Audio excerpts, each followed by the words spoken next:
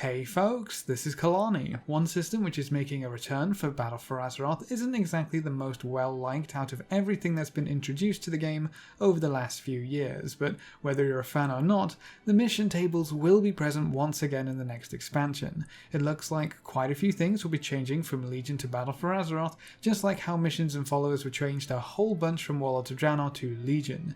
In Legion we had our class halls which tied the mission tables and followers together in a nice little bundle. We fight alongside our dedicated champions to work towards a common goal as the Paladins of Azeroth, or the Hunters of Azeroth, or whatever class you decide to play throughout Legion. Some of the class halls had important duties, while others just wanted to pillage a few graves to bolster their forces. But hey, if that's what you're into, we won't judge. But there won't be any class halls in Battle for Azeroth, or at least there isn't anything like them so far in Alpha. So where do our followers come into play? Let's have a look at how the mission tables and follower system is shaping up in Battle for Azeroth, what changes are in store, and how everything fits together. Remember, this is all alpha footage, so everything is subject to change and may not reflect the finished product.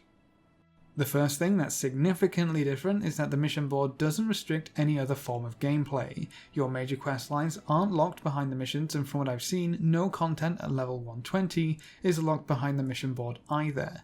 It's kind of the opposite actually. Your missions don't really do or mean anything, but your main storylines do benefit your followers and mission board. Most of this stuff starts with the war campaign at level 112. I'm going to be showing this from the Horde point of view because that's what I've leveled up to max, but I would assume the plan is for both Horde and Alliance to mirror each other when it comes to the war campaign and mission boards. So for the Horde you can head down to the docks and talk with Nathanos Blightcaller. You'll have some quests which guide you to the appropriate location because these are also the quests to take you to the other faction's continent.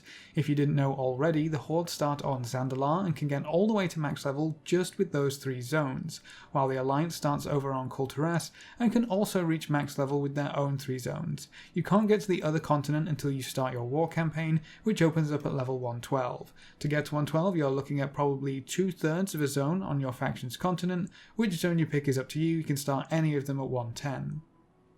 You're introduced to missions pretty briefly, but that might be because a good chunk of the meat is missing right now. We're not sure, it's still alpha.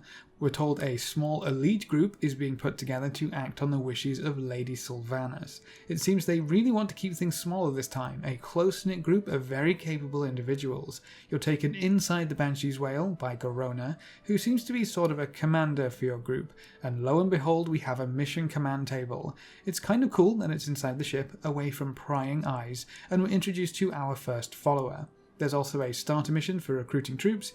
Yeah, it seems like troops will be sticking around, and then not much else is really given to you when it comes to missions or followers.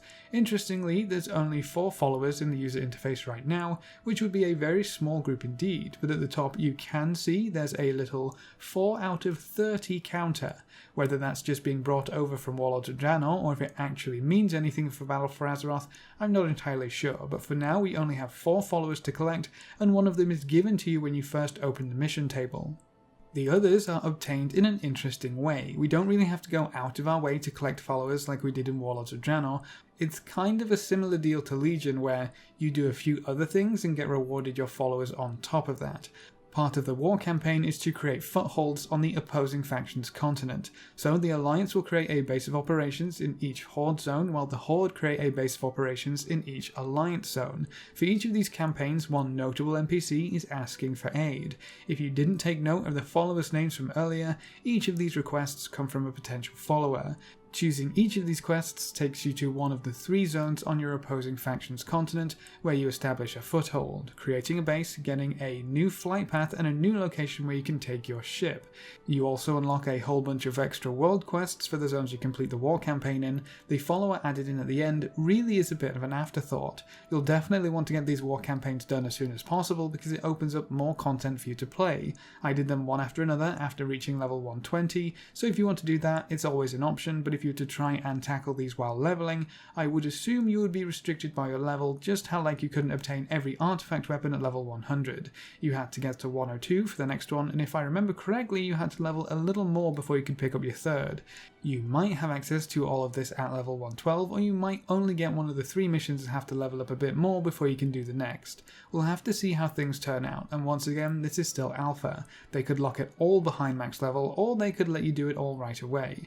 The key part here is that missions, mission boards, and followers really have no sway at all on your progress from 110 to 120, and right now they don't even really affect you at max level either, so if you don't want to deal with them, you don't have to. So the followers are pretty easy to pick up, but what about gearing them up and all that extra jazz? The short answer is we don't know yet. The missions only just had rewards tied to them and they're mostly still placeholder. Right now the followers have a variety of gear slots, the goblin has 2 while the rest have 1, so that might not be finished yet. Each of them has an experience bar showing 20,000 experience until the next level, and if you hover over the open gear slots they do say you need to level them up to rare or epic to unlock the gear slot. I haven't seen any follower gear as of yet, but I imagine if follower gear is going to be a thing in Battle for Azeroth, it will be very similar to the Legion system. Each follower counters 1 threat, and some of them have bonus abilities which unlock them as you level them. For the Horde Followers we have Valtrois, who is a combat specialist and gains 15% success chance for each troop going with her, and you can unlock an extra 30% chance against melee attacks later on. Hobart is an expert technician and gains a default 25% extra success chance, but might end up hurting your troops, nothing to unlock later at this point. Rexar is a combat specialist and has an extra 30% success chance against ranged attackers, and you can unlock an extra 20% success chance for cavalry troops later on.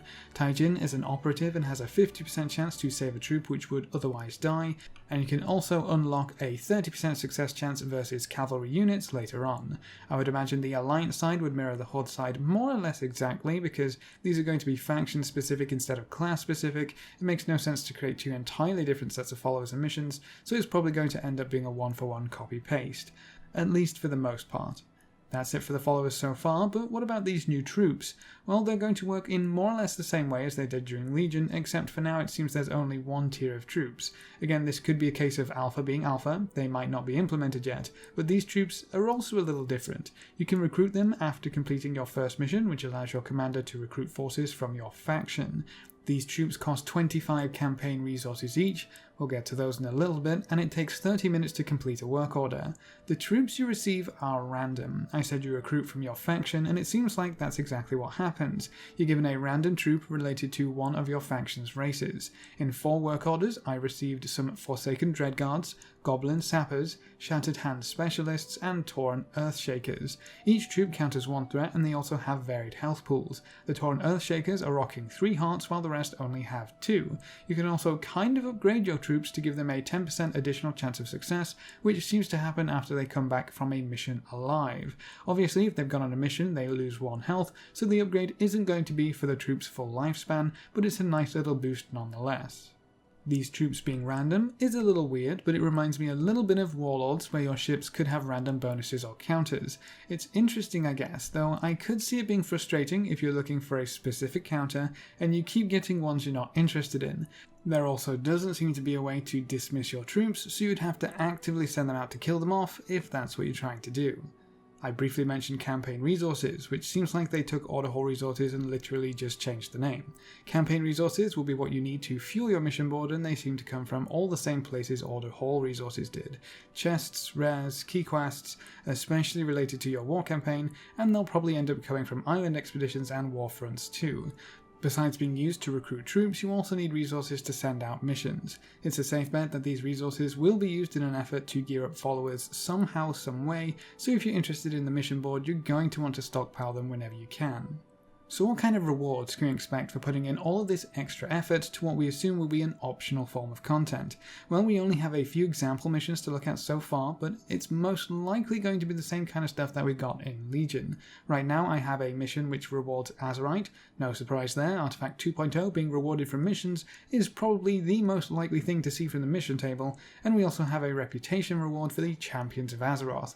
125 rep for completing this mission, not too bad, a nice little bump if that's going to be something we're actively wanting to farm reputation for. There's a gold reward for this mission currently set at 1 copper, which, fingers crossed, is a placeholder value, so the money making machine, that is mission tables, might survive through to the next expansion, and another reputation reward for the Horde War effort. This time it's a measly 75 rep, but at the start of the expansion every little helps.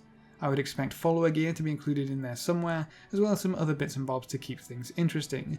I do wonder if we'll see the dungeon and raid cash quests return to the mission board, because it's all fine and dandy saying the mission board is optional and not tying it to any key events while leveling or restricting your progress until you actually send out a few missions, but if you add in things like raid caches, then a lot of people will still think the mission board is mandatory. A weekly or bi-weekly boost to your maximum number of chances for an item level upgrade is going to draw people in and make it feel like they have to get this stuff done, but at least it's a step in the right direction. One last thing, if you're worried about having to trek all the way down to the docks to sort out your missions and followers, don't fret. The scouting map in your embassy hub also functions as a mission table, so you only have to report to the actual mission table on the ship to continue your war campaign efforts. Huzzah for being lazy! So that's it for our little preview of the missions, mission table and followers so far in Battle for Azeroth. How do you feel about mission tables in general? Is there anything you would like to see added to the system? Leave all your thoughts in the comments section below.